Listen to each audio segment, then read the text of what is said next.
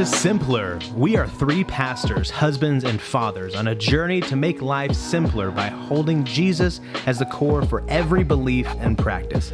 This journey has shaped us to be more like Christ, freed us from the shame of failure, and encouraged us to a deeper love of our Lord and God. We invite you to join us in the discussions that have shaped and continue to shape our lives. Is it the adult Hunger Games? I mean, it's definitely a little bloody and dark, but it's not, I don't know. It's interesting. I was going to be like Saw at first. Let's play a game. Nope. Not that kind of game. I just lost the game. I've been losing the game ever since I started seeing Squid Game memes. Tell you what. I tell you what, that show blew up seemingly overnight. I did. I love all the memes with Squidward. Are these the Squid Games you're talking about? Yeah. That's funny. Hey, Ryan, doing all right, man? Man, I am doing really well. Yeah. Good. We're nearing the end of the month, man. I know. We the boys last year, I don't know if it was because of COVID stuff, didn't get the whole week of Thanksgiving off. Yeah. So this year they have the entire week off, which is super nice because, we kind of needed this break. Football is behind us now. The very end of October, we took the boys out of school on a Friday and we went to see The Lion King in San Antonio, spent the weekend in San Antonio. But when I got back from that, I was like, okay, we've got 3 more weeks before Thanksgiving. So I am really glad to be on break for a few days. Just break, man. Yeah, man. How about you? How you doing? How you doing, Pierce? I'm good, dude. I'm not in that world. I'm not a real parent. No, you're not. So I'm not in that world yet of like anticipating certain levels of breaks. Yeah. And just as far as being off of school is concerned. Yeah. Well, and I'm also excited because next week on Sunday we leave for staff retreat. That's true. That's very true, man. And that's gonna be a good time. See, that's more of like the things that I can like look forward to. Yeah. Thanksgiving There's also. a game I can't wait to play. Just lost the game again. Yeah, just lost the game again. Squid Game, right? Yeah. It's a bubble game. It's a bubble game. I look forward more to that because Thanksgiving is usually just a meal where I have to entertain or ignore certain people. It's usually not a ton of breaks, but there will be a point in my life where there is time off of school. There is certain things that are more break worthy. So, but also like the older that we get into family, the older that Riley gets, like I'm learning new levels of enjoyment and new levels of with family and friends and stuff like that. So, I mean, we'll see how this year goes. I'm excited. I'm looking forward to it. What about you, Micah? How you doing, man? Good. Finally done. I was done into last month with my like crazy travels. Mm-hmm. Dude, October was so busy for you. So busy. Yeah. So doing some last remodel projects before. My hope is that, I'm sure it won't happen, but my hope is these will be the last few remodel projects I do for other people. True. Then I can just focus on. I've just realized I've had too many things going on. Mm-hmm. Like I feel like the ministries God's called me to, I've got to let those things be in the forefront. And I think now with where we're at the 456, like as the church continues to grow, it's exploding. Like it's a necessity. Got to be there. Have to do it. We're trying to get this new building built. Or started even, just getting it going.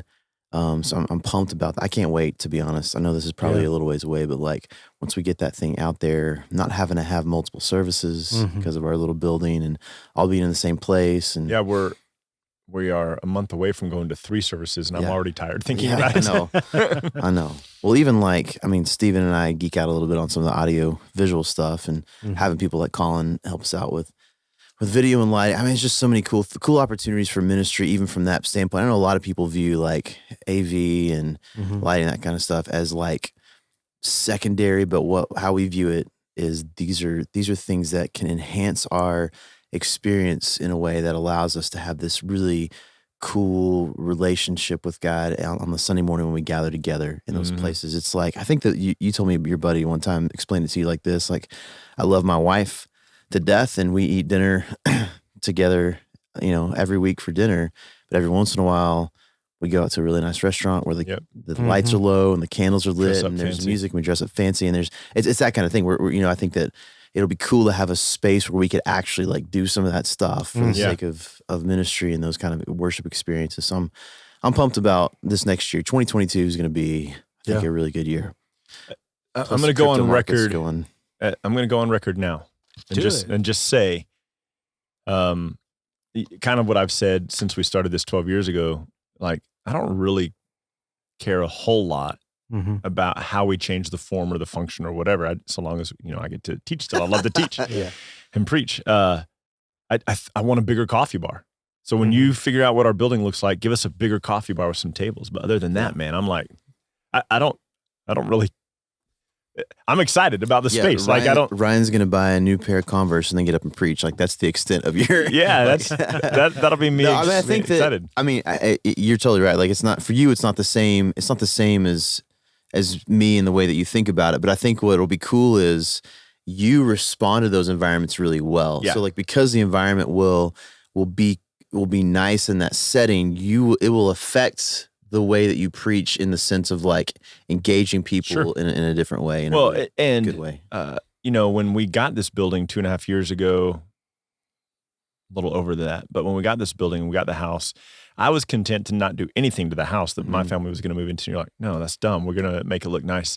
And knowing the three of us worked so hard that year, knowing where the building was and where the house was and where they are now was so exciting. And so to be able to see you kind of have some input and figure out what our building and our new kids area is going to look like, I'm just like, it's going to be dope. So, tell me what I need to do. Yeah. Okay. Do I get to get up and teach still? Like, cool. For me, part of the fun is like literally visualizing and figuring out. And it'll be super exciting to me when you have that kind of vision to kind of be able to paint that for me.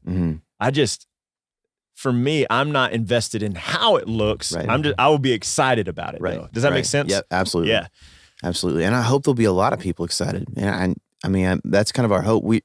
We're by no means interested in like building any kind of like mega church or anything. That's not our intention or goal. But what we've also realized is, we really feel like there's a lot of people who would really benefit from being in an environment where we can like literally get into the word in an authentic, real way.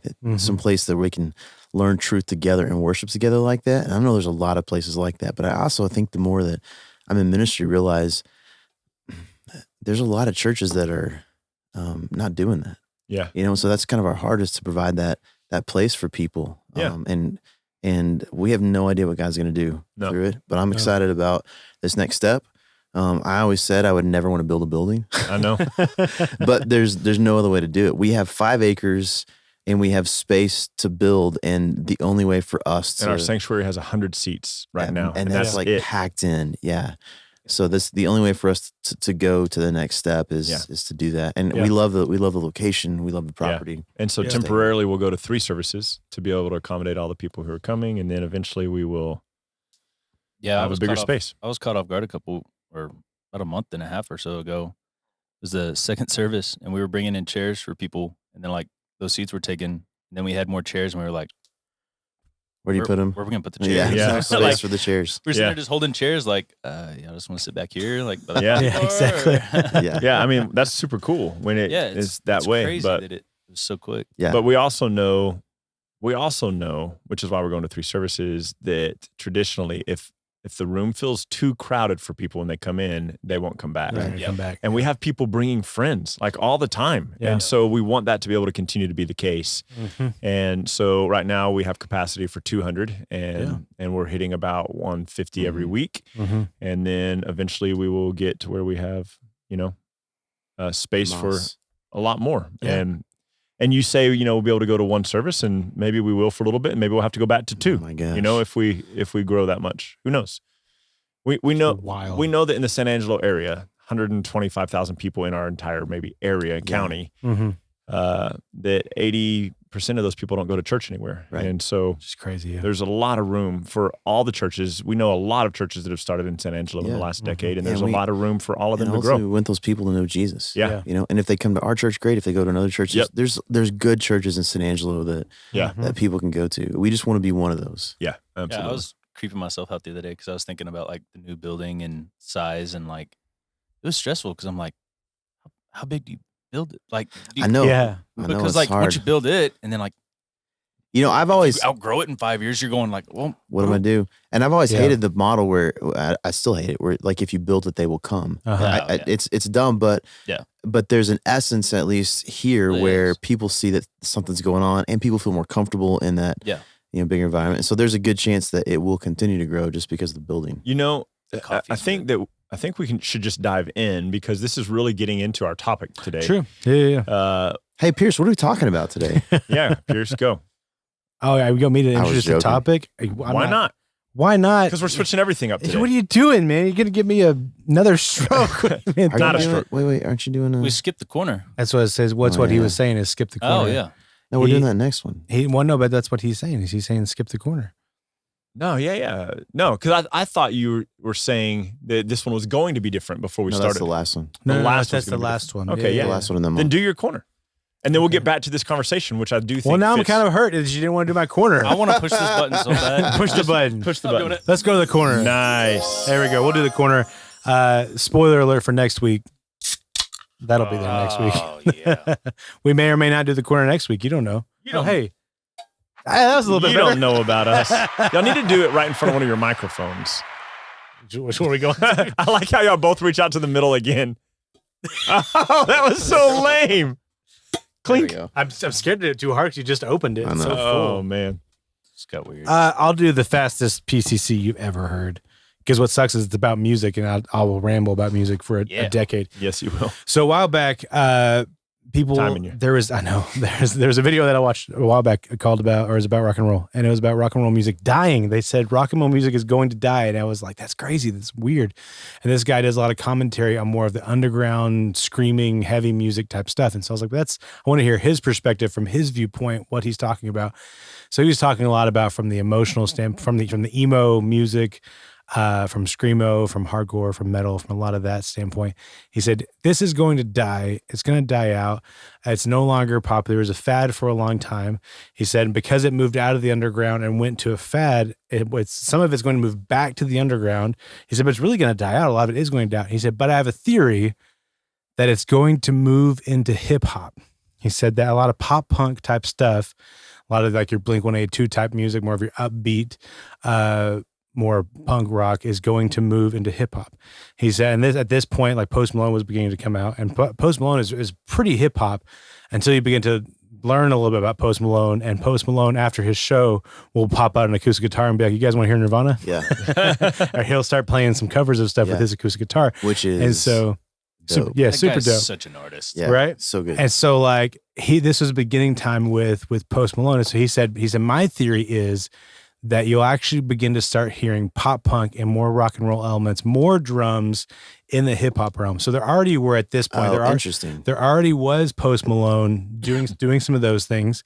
There already were a lot of rappers traveling with a live drummer. That was a pretty common thing.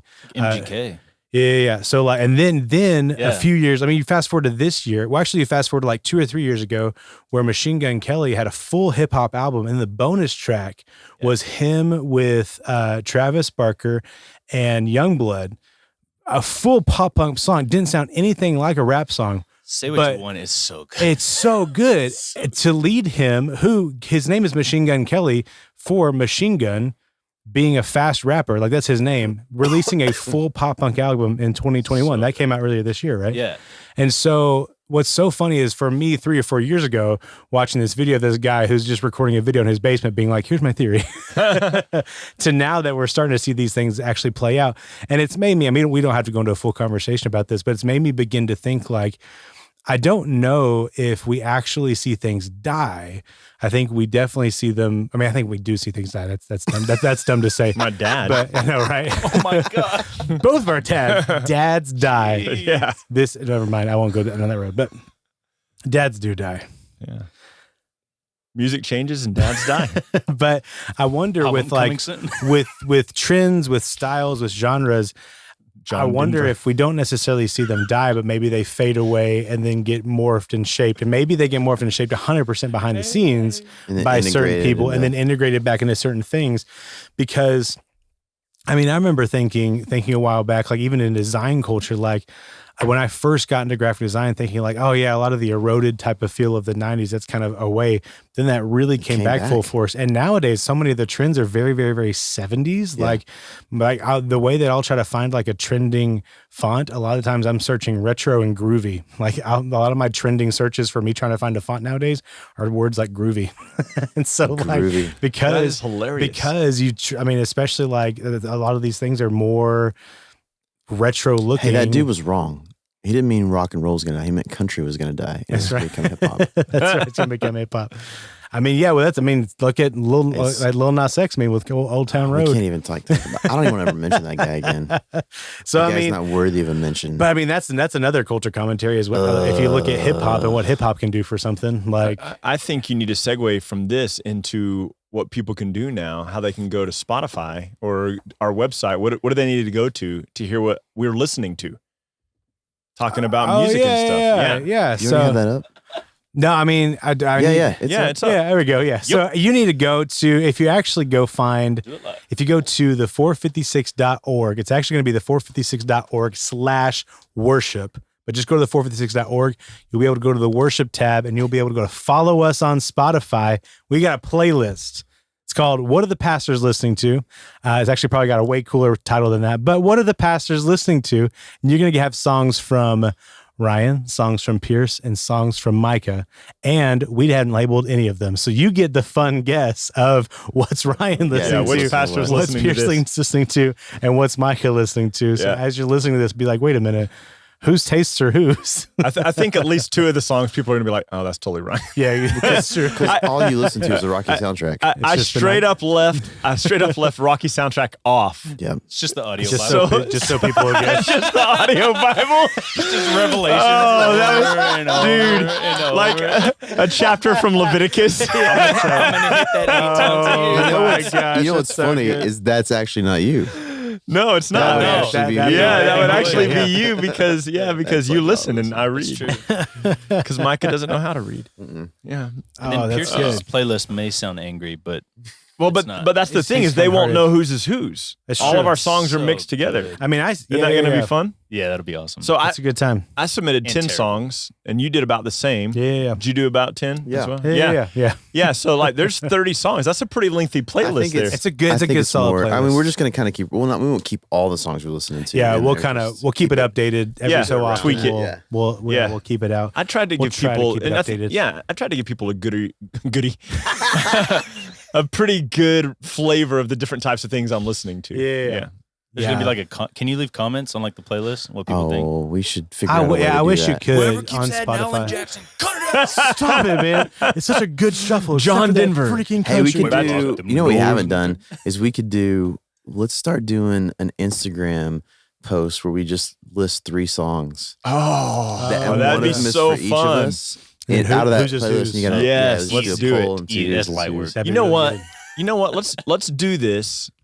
I don't know. We'll talk about it more, and maybe we can even have like a prize. Like I have a couple of small paintings I've been thinking about giving away. Hey, that's a big deal. Can I guess? Yeah, but no, they're small. And so one of the things I've been thinking about doing. There's an artist I've been following for a while, and periodically he lives in Chicago, but periodically he'll leave a painting somewhere in Chicago and take a picture of it and put it on his Instagram and say, cool. Whoever gets there first, it's yours. Yeah, and I'm going to start doing that. I'm going to start doing that next year. Wow. In Chicago. No, that'd be awesome. Yeah, I'm moving. Just gonna fly preaching 3 sermons a Sunday was going to wear me out, so I'm out. I'm gone. I'm done.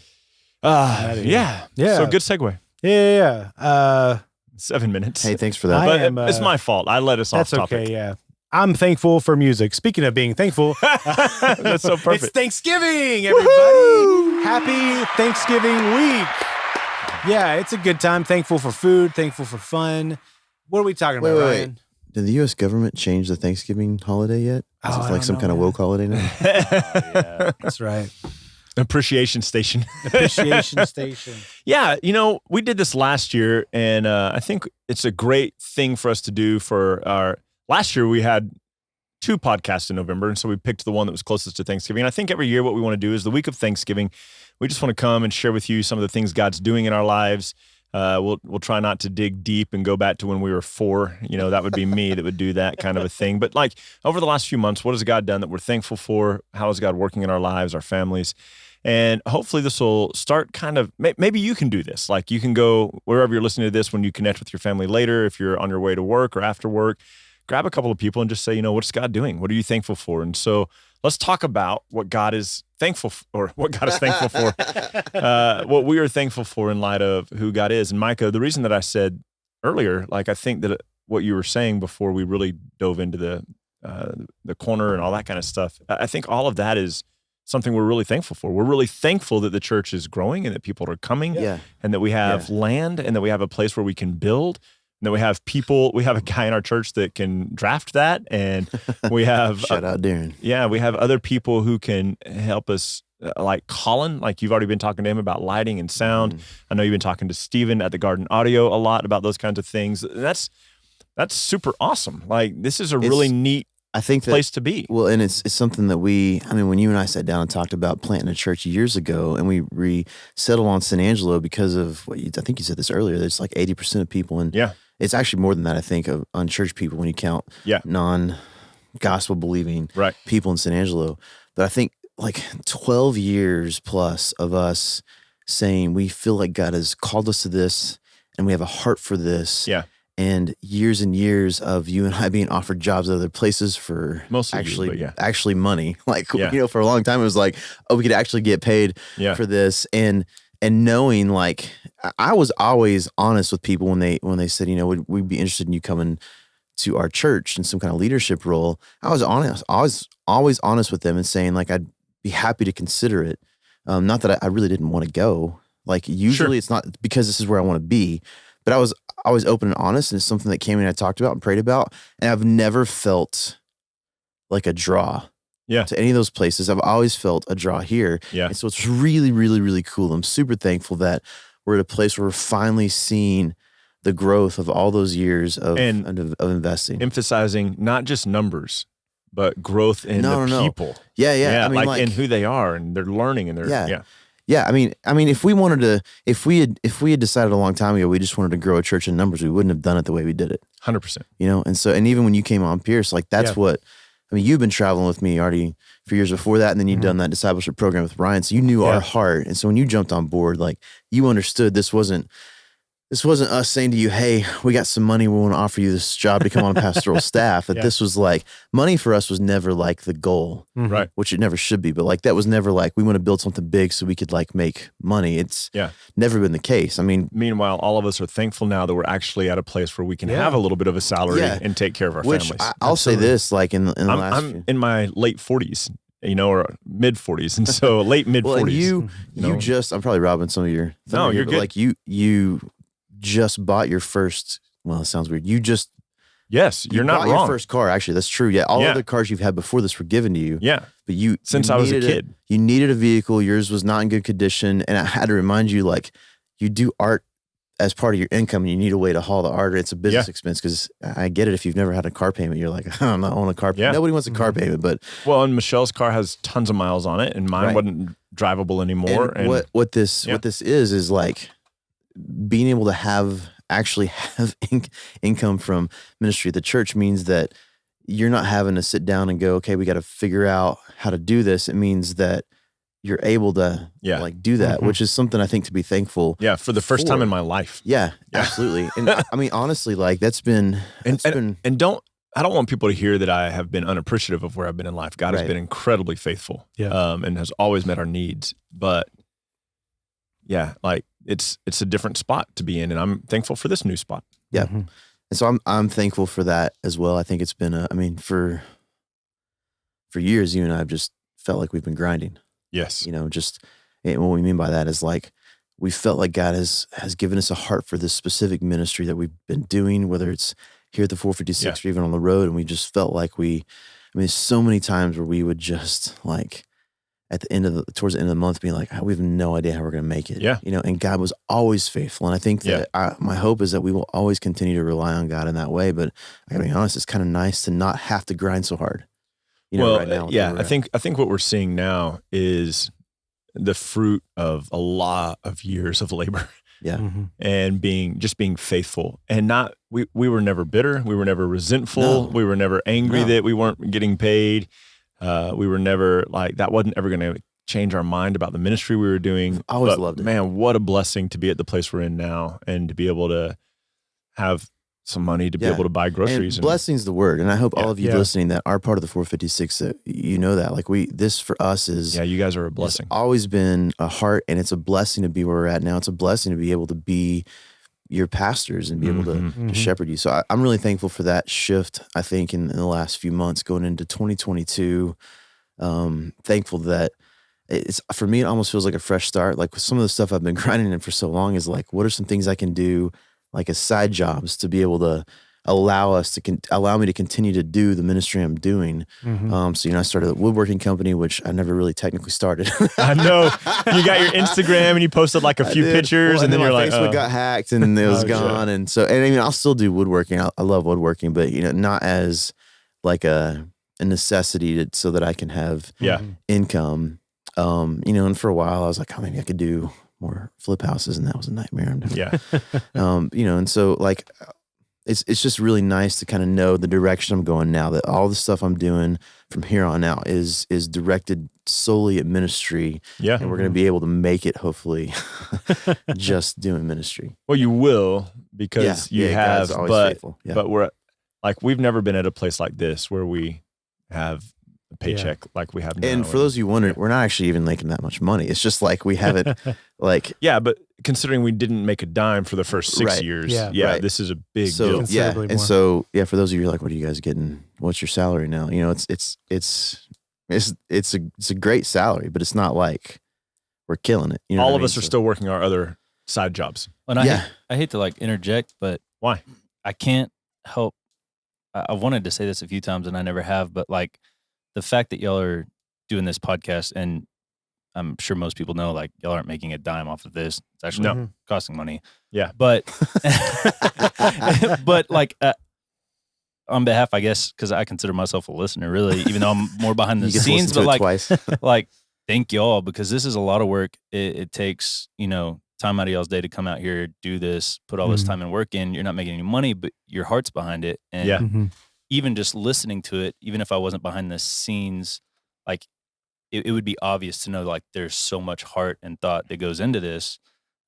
So, hopefully maybe one day y'all make some money on this, but who knows? And it's just crazy. They asked me to be a part of it, and I was like, absolutely, because I believe in you guys so much and stand behind you in anything you do. I never wanted to get paid. They graciously offered, which was crazy to me, because I'm just like, no, I'm not supposed to make money with we're not even paying you very much. Yeah, we're definitely not paying you much. They pay me $200,000 a year to do this, and it's just unbelievable. No, that comes out of Pierce's salary.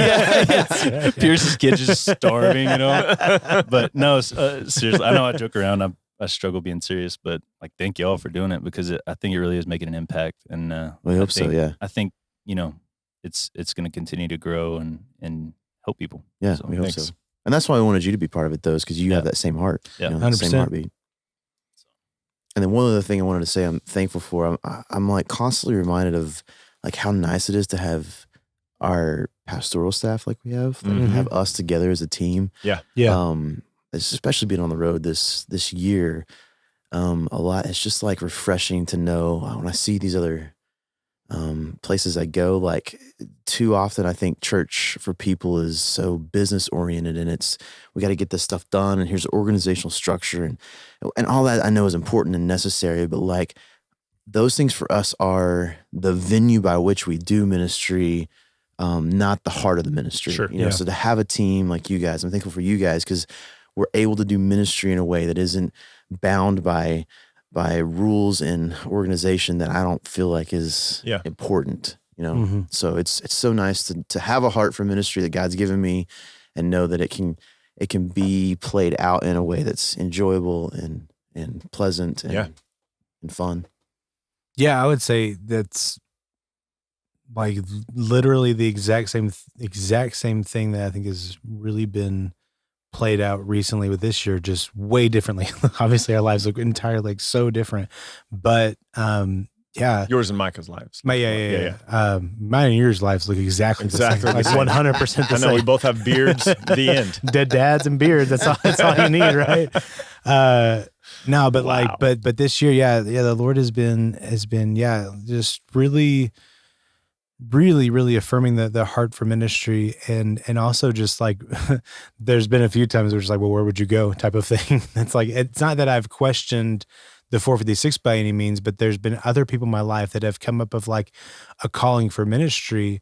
And then they've asked me of just like, well, how did you struggle with that? And I was like, struggle? I don't know if there was a struggle. It was just a very much like, I knew like it was just God called me to ministry. And then like everything in my life, like continually kind of fit that mold. I mean, like you had brought up, Micah, I was at a point in my life where I was like, I don't really know where I'm going. And then I was like third string bassist for you that summer. And then like those things just kind of kept happening. I remember just kind of praying for direction that summer, and then ended up at the discipleship program later, like a few years later. Cause I was still playing in bands and traveling while I was playing with you.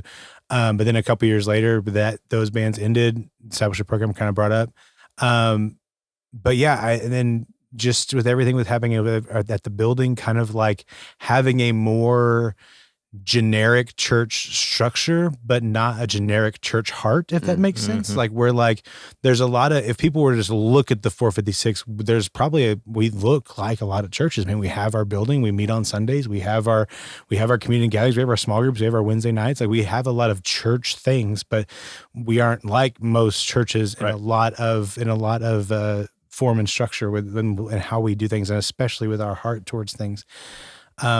And so just really, as we're growing, I guess God's been kind of like strengthening so much of that heart towards ministry. And then also with our relationship as pastors and my relationship with my wife, God's been, I talked about this a little bit at our little, what is the 456 Q&A, of just God really showing like, look at what community is. Like really, really look at what community can be when you have a grasp of what the gospel is, and a trust with each other. Like look at what that can be when you're not worried about yourself, when you're not fearful, when you're not trying to prove anything to each other, when you just trust one another on the basis of who Christ is and the basis of what the gospel is, and with the understanding that is all of your goals. Like with Hannah, like I don't have to worry about her attacking me or belittling me or doing anything. I don't have to worry about any sort of like, I mean, I'll make fun of her tone just because it's fun for me. But like if she has a tone, I don't actually have to worry about her tone belittling me, because I know her heart and I know where she's going in life. I know that her heart is for the gospel. If there's ever a situation, I mean, a lot of it recently, about a month or two ago, there was a meeting that was off in one of the side rooms of the church. And I don't know who asked who what. There was a meeting that you had texted me about it, and you had said like, I don't want you to feel left out or something like that. But there was just like that didn't even cross my mind to feel left out, because I know that if I was supposed to be somewhere, you guys would text me about it. Like, I don't think that either one of you guys would ever like just meet against me. And maybe the next episode is gonna be my intervention, but That's funny. Because I know y'all's heart, and if there ever was a situation, y'all wouldn't beat around the bush. We would get to the situation at hand, because the heart isn't, y'all's heart isn't, our heart as a 456 isn't, how can Ryan be right and express dominance over the 456? How can Micah express dominance over the 456? It's how can the 456 honor Christ, and how can we have a heart in unity to do that? And if there's ever anything between us as leaders, we should nip that in the bud pretty darn fast. And so if there's anything that comes up, and we do. Yeah. So like, and I'll just say this. That you're the bud nipper. Oh, I love that name. Let's make him let's make him a shirt. Speaking of bud nippers. We got the hot Cheeto and the bud nipper. The bud nipper. It's definitely easier with us three. Yeah. It's true. I'm putting that down, the bud nipper. The bud nipper.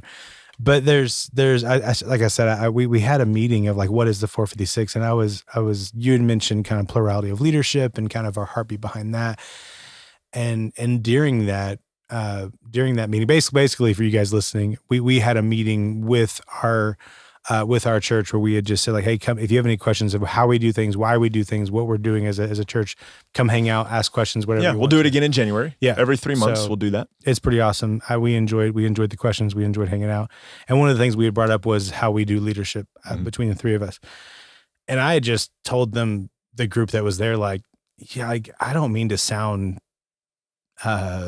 condescending or rude or anything, but just like, you guys, like, we're all lucky with what we have. Like, blessed is a way better word. We're all blessed with what we have. Like, we as leaders are blessed with what we have, like with the heartbeat of what we have, but also you guys, like just even with the few times we've mentioned the rise and fall of Mars Hill, like, and even in our kind of local communities, a lot of the things that are happening in the midst of church leadership and the things that are coming out of the woodworks, with some church leadership stuff, it's like, man, with the relations to, and I'm not saying that we are immune to that. I think that's kind of like what you've mentioned in the past, Micah, that like we as men aren't immune to that, but our heartbeat isn't for our own dominant. I keep saying dominance, but it's not like that's not the word that I mean, but like, we're not trying to lord over the 456. We're not trying to get any personal gain from the midst of this. We're trying to see Christ pursued. We're thankful for what we have. Yeah. Yeah. And so anyway, all that to say, one thing that the Lord's been teaching me in the midst of that is I have been compartmentalizing and thinking like, yeah, I'm thankful for the community that I have between the three of us. I'm definitely 100% thankful for that.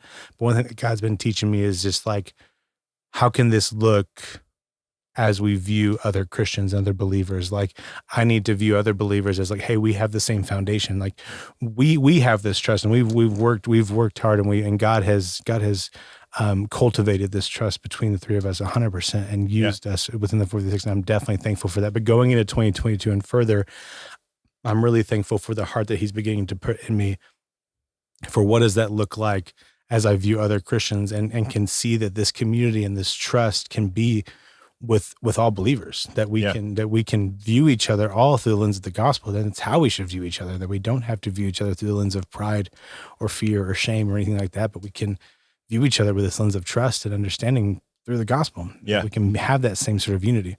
So that's what I'm thankful for. That's what the Lord's teaching me, and I'm really excited about it and looking forward, and I'm stoked for it. It's dope. Awesome. Yeah. How about you, Ryan? So I'll share something with you guys I haven't shared with you yet. And I don't want to go into a lot of detail on it because I think it'll be really good for one of our December topics that we've already talked about doing. But, I am really grateful for the work that God is doing in me right now. It's not been fun. It has been really unpleasant, to be quite honest. And I've really had to kind of struggle through it and get my head on correctly. But at 46 years old, I am realizing that I still carry too much baggage from my childhood, that shapes how I think and view conversations, how I view interactions with other people, whatever. And more often than not, I feel defensive. I feel small. I feel unheard or unimportant or whatever, things that I felt every day of my life as a kid. And God is kind of holding my feet to the fire.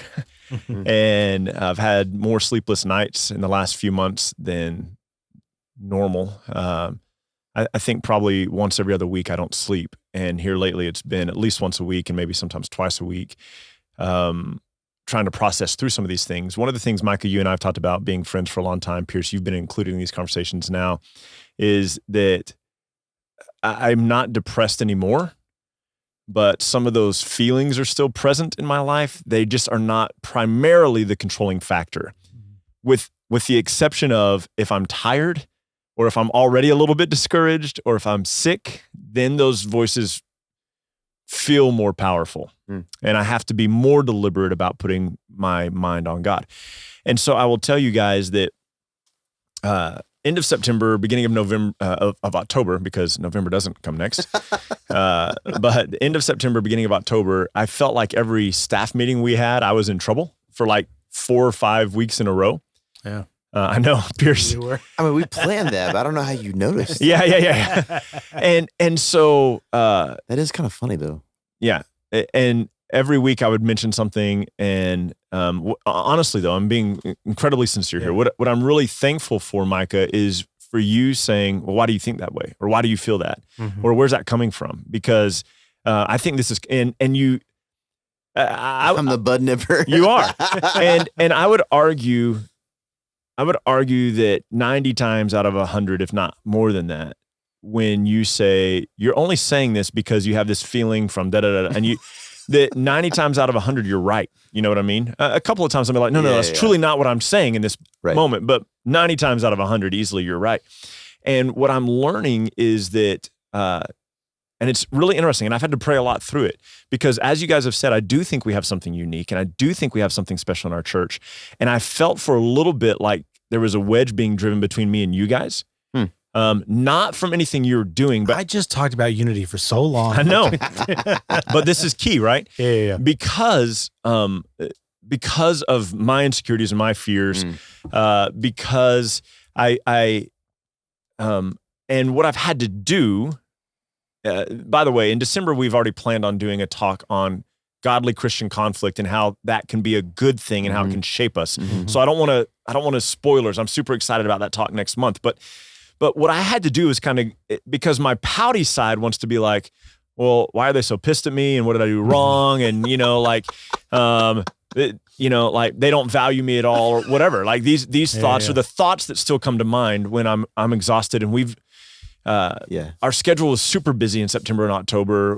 We've winded down with football now, which wasn't a huge extra thing, but it was an extra evening thing.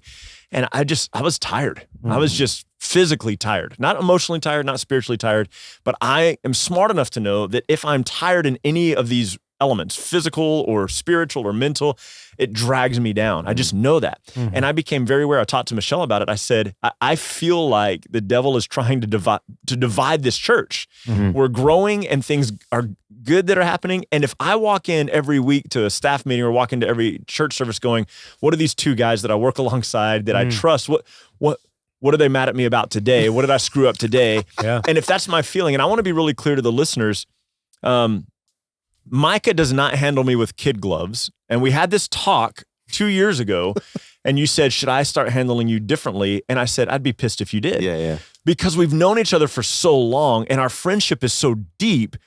If Micah handled me with kid gloves, that would be disrespectful to me. Because I would think he was going, well, Ryan's just too stupid to understand it or too wimpy to take it. And so because we've had 19 years of friendship, you don't dance around anything with me. If you've ever had an encounter with Mike and you're like, man, he's so direct and to the point, it means he values something in your relationship and he knows you well enough to, because you don't do that with people you haven't met or haven't talked to or whatever. I don't think I have kid gloves. I either don't have, I'm not in the fight or it's straight up all the way. And so I am really incredibly thankful. I don't even know that I can vocalize it all right now, because I don't feel like the process is finished. But I am thankful for the work that God is doing in my heart for me to be able to see some areas in my life that I did not realize were problematic or insecurities or fears that were keeping me from viewing people correctly. And he is using you guys to refine that in me. And it has been super sucky. Because you guys know me. If I'm going to bed at night going, man, these are my best friends and they hate me, that kills me. And I'm smart enough to know that's not true, but I also can't come to you and tell you about it, because then it's going to sound like I'm a crybaby going, man, why are you guys mad at me? And I'm kind of mad at you for being mad at me, but you're not mad at me. But it's like, and so I'm really, really grateful for this refining that's happening in me. Maybe by the time I'm 50, I'll be a man. I don't know, but like, it's the first time I've heard you actually talk about this in your like growth as a person. Like actually, because I think for so long you've been like moving to the place where you were like, I don't want these things to control me. Yeah, for sure. And then we've seen that happen. And I love this, like to hear, I hate that you're dealing with it, but I love to hear that's it's good. The direction you're moving, because we talked about this a long time ago, that your dad was an alcoholic, and for a long time you had this, like, not an aversion to alcohol, but you didn't really want to be around alcohol, or around is the wrong word. You weren't going to drink, or you didn't. there were so many visceral memories. Yeah. That it was unpleasant. Right. To even be around it or smell it. Right. Like I can't even, the smell of beer and Listerine mixed on my dad's breath and him breathing in my face is so strong that it shaped how I thought about everything. It brings up those emotions. Yeah. And I think, I forget how long ago we had this conversation, but at one point you had just said, like, why am I letting that shape that negative aspect of my childhood? Why am I letting that shape me? Or why am I letting that have control over me now? Yeah. Recognizing that it's there, but not letting it control you. So it's cool to see you taking that next step of saying, I really do. Yeah. I feel like it's the next step. Yeah. And I mean, to be transparent, like I mean, Gammy could probably tell you this. I'm probably the worst person in the world. Yeah. If you want to if you want to like work through something where someone's going to put their arm around you and like walk you through it. If you want to like have like a transparent look at a situation, I'm not good at the kid gloves. Well, and the way that I'm wired, I find that condescending. Some people need that. Yeah. I find it condescending. The kid gloves? Yeah. Because I do think of myself as an intelligent person. I think I'm well read. I think 100%. I'm well studied. And not many people can actually have a real memory palace. Like that's a whole different level. And so smartness. when you come at me like I'm fragile, this is also part of my childhood. I've worked my whole life to not be fragile. Yeah. And so it pisses me off when I am. Yeah. And so I've just felt like I've taken. You tried to work to not be fragile. Yeah. I have been so. This is maybe it makes sense to the listeners. Maybe it doesn't. You can laugh at it, whatever. Like I have felt so itchy, and like when you have a bad itch, like chiggers or whatever, and you're just uncomfortable. Yeah. I felt that way for almost all of September and half of October, and it finally about the middle of October there was this kind of like lifting of the clouds, or whatever, and I was like, okay. This is not a Micah issue. This is not a Pierce issue. This is something broken in me that I need God to ferret out so that I can be a better pastor and a better husband and a better father and a better friend, and that I can minister well the things of God. And so that I'm not offended by every person who, look, you guys aren't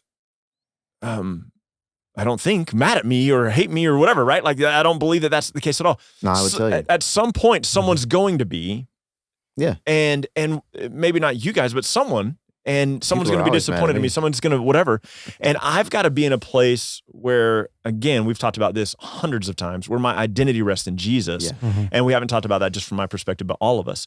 So I am really grateful and thankful to God for the work that is being done right now in my life, and I don't know where it lands completely. I don't know how it wraps up, but I'm excited to be in the process. And it took me 2 months to know that I was in that process. Yeah. It took me 2 months of not sleeping and being worried and anxious every day, and until I realized, there's a part of me that does feel like it was a spiritual attack. That there was a devil or a demon or an adversary. Well, thank you, Siri, for recording all of that. The last 5 minutes you were talking, I was watching her type out everything you said, and I was like, here it comes. If he stops for 1 second, she's going to hammer him. And so like, I do feel like it was a little bit of an attack because I am thankful for what's happening in our church. Yeah. A few weeks ago, I had a super encouraging week, and this was kind of the tipping point for me to go, holy crap, this is something's going on. Something spiritual is happening here.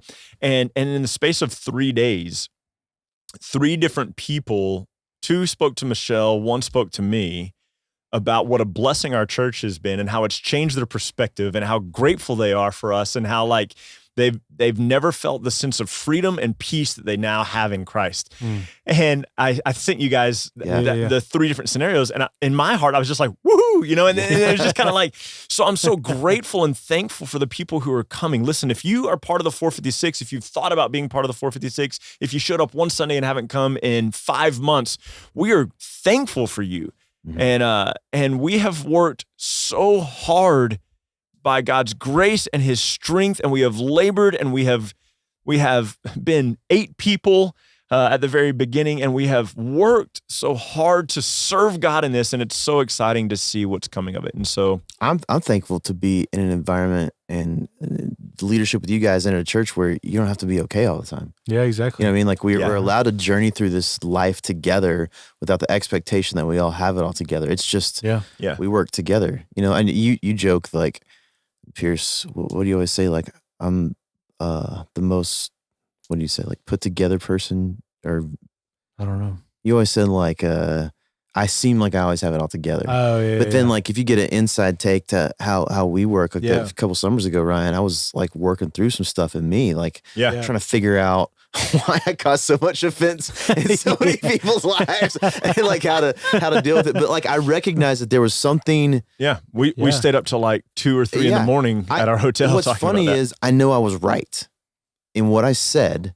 I was right, but I felt like there was something wrong in how I dealt with it or how I perceived it. So it's just nice to not have to wake up in the morning and go, I got to put on put it all together, got it all together face, you know, like, and for you guys to be part of like this, us together, where we can just say our heart's the same. We're going to grow together, which makes it affects our families in that way.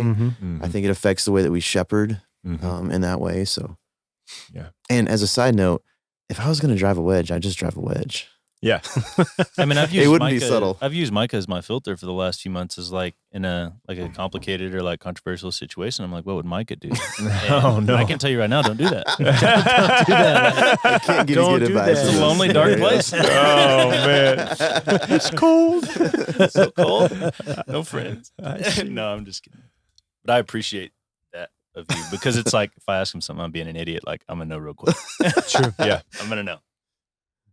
Yeah, you're right. I think it's a learning process for all of us too, like learning and growing, and it actually kind of makes me excited that you're dealing with that. And I hate that you're struggling to some degree through that, but I am excited that what you said, I think that means that like something cool's going on. Yeah. If the enemy's got to take notice, something cool's going on. You know what's crazy? I don't know if you remember this, and I'm 90% sure it's you, maybe like 85% sure.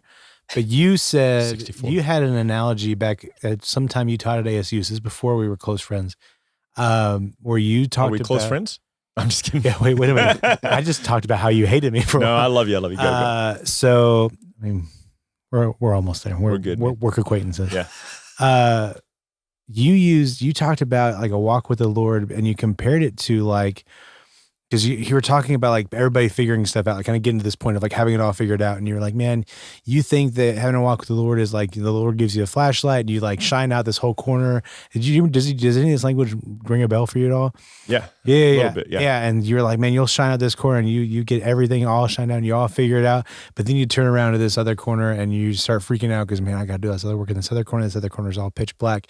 But then you talk, I'm pretty sure you used that same analogy, but you talked about using it like more as a journey of like, no, actually like the Lord is like taking you through this and you're actually shining the corners out with the Lord and like you're going through. Maybe that wasn't me. And so it may not have been, I don't know, but like I would have swore it was you.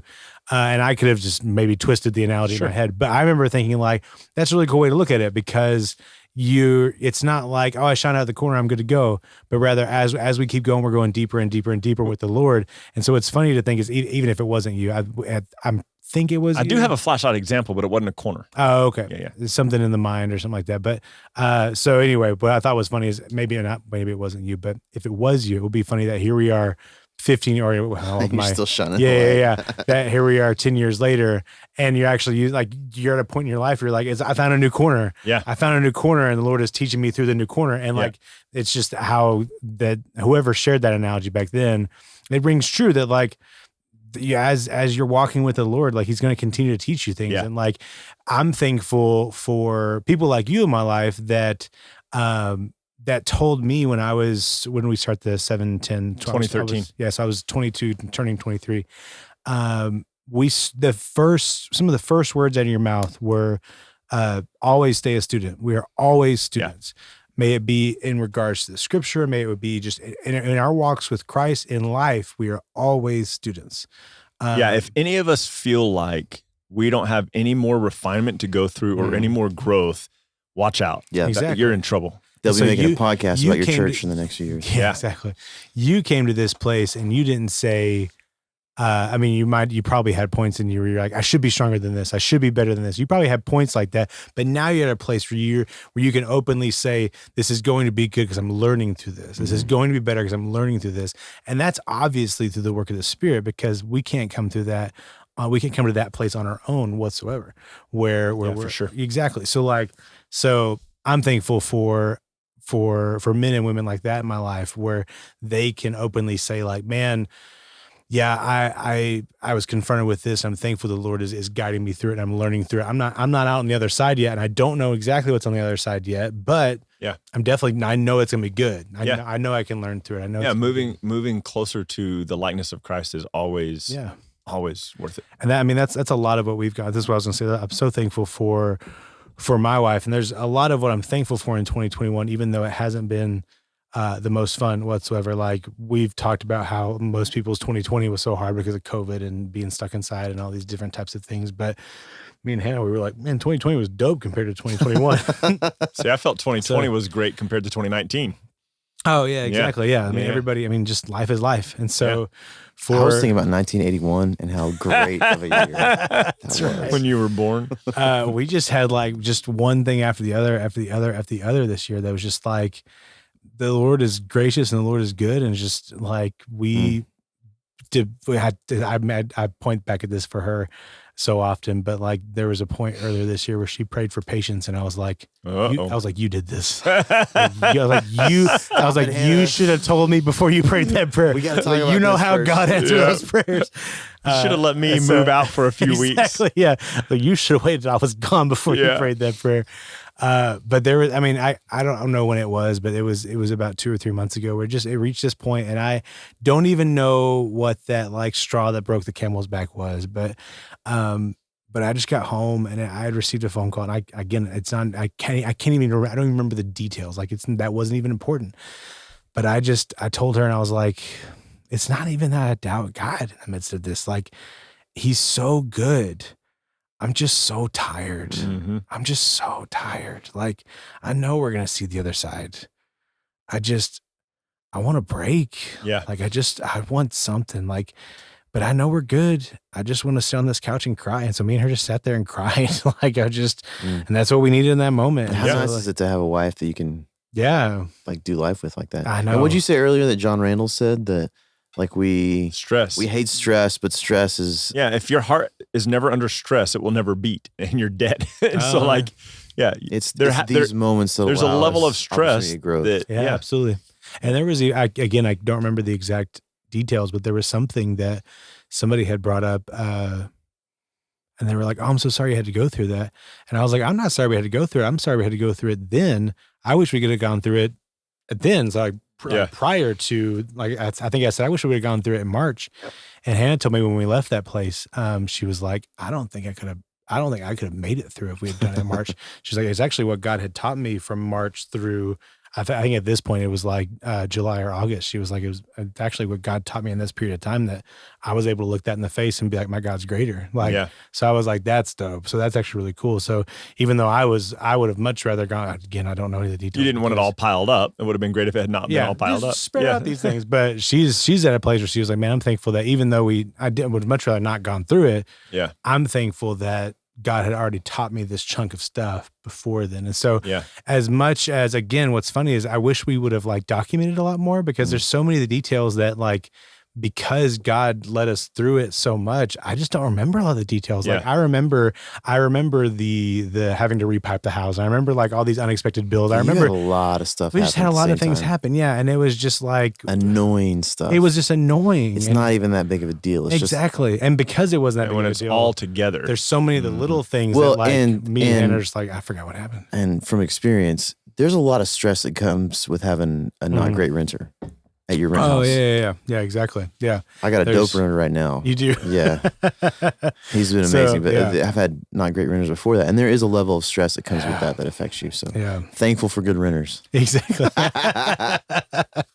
But, sorry, I went off on that for a little too long, but thankful for the journey this year with my wife, and thankful for whatever's on the other side, whatever that looks like. Maybe More things will pile up into 2022. We don't know, but God is faithful regardless. And so we'll continue to learn and we'll continue to grow. Yeah. I don't know if you have anything, you guys have anything else? That's great. Simple thought is, man, be thankful. Be thankful. Yeah. Thanksgiving. Challenge to you guys. Share what you're thankful for. Yeah. Point those blessings back to Jesus, and be thankful to him. Do you have a simpler hack for us? I do. I got a Thanksgiving simpler hack. Yay. It comes with a story. So years ago, Kimmy and I were young married. We were at a church Thanksgiving dinner. It was still leading worship at my dad's church. My dad's church Thanksgiving dinner. It was kind of a potluck setup. And I was going through the line. I was kind of towards the end of the line. And I was really excited because I thought that all the cranberry sauce would be gone. And I wanted to get some cranberry sauce with my turkey and dressing and stuff. And so I saw a bunch left, so I grabbed some cranberry sauce. Thought it felt a little weird, but I was like, it's probably just been sitting out for a little while. So got back to the table, started eating my turkey and dressing, and took a bite of the cranberry sauce, and just about threw up because it was not cranberry sauce. Come to find out, what had happened is this sweet little lady had decided she was going to bring beets. And she was going to slice it up where it looked like cranberry sauce. And so I had a freaking beet instead of cranberry sauce. So my simpler hack for your Thanksgiving is don't cut your beets into slices like cranberry sauce. Find a way to distinguish the beets from the cranberry sauce so that people can have a better Thanksgiving meal. There you go. That's funny. Cut your beets into little squares or cubes or something. Or cut your beets right, you old lady. I didn't say she was old. Oh, sorry. You young lady. Old is she was probably in her 80s, but I don't know how you. I just think of potluck cooks and I think of 80-year-old ladies. Yeah. Speaking of 80-year-old ladies. Young gentlemen. Steven's over there. Take back everything I said. You old lady. You old lady. These guys are garbage. That's right. That's right. Such a hot Cheeto. We're at The Garden Audio. Go check out at The Garden Audio on Instagram.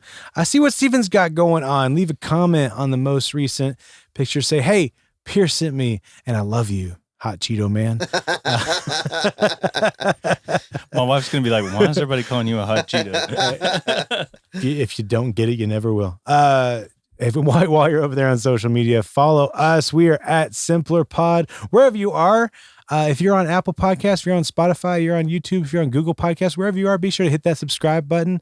Be sure to follow along. Be sure to leave a comment, review, all of those fun things. It helps us grow the Simpler community. It helps us trick the algorithm into getting us some higher spots in there because we want this community to grow. That's what we want. We want more people to listen along and play along and be thankful for the Simpler Pod, maybe just like Steven is. We love stories like that because we don't do this for us necessarily. We do this to expand the conversations because we're thankful for the conversations that we've had. Absolutely. We're thankful to bring people into the conversations that we've been having over the years and to continue them with you guys. And so, as always, keep Christ as core. What could be simpler than that? We will talk to you guys next week. Bye. Awesome.